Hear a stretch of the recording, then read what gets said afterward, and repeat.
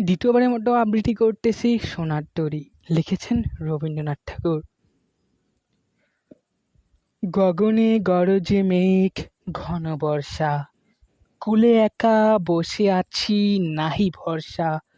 রাশি রাশি ভাড়া ভাড়া ধান কাটা হলো সারা। ভরা নদী ক্ষুরধারা খর পরশা, কাটিতে কাটিতে ধান এলো বর্ষা।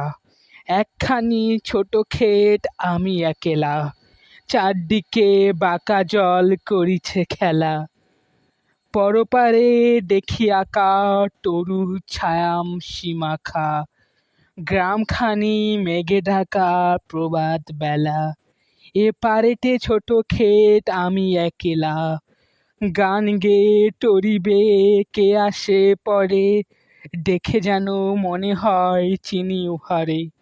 ভরা পালে চলে চলে যায় কোনো দিকে নাহি চায়, ঢেউগুলি নিরুপায় ভাঙে দুধারে।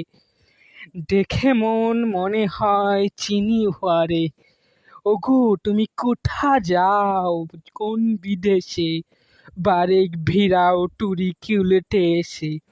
যেও যেথা যেতে চাও, যারে খুশি তারে দাও, শুধু তুমি নিয়ে যাও খুনি খেসে আমার সোনার ধান কুলোতে এসে। যত চাও তত লাও তরুণী পরে, আর আছে আর নাই দিয়েছি তো ভরে। এতকাল নদী কূলে জাহালয়ে ছিনু ভুলে, সকলি দিলাম তুলে থরে পেথরে। এখনে আমারে লোহ করুণা করে, ঠাই নাই ঠাই নাই ছোট সে তরী, আমারই সোনা ধানে গিয়াছে ভরি।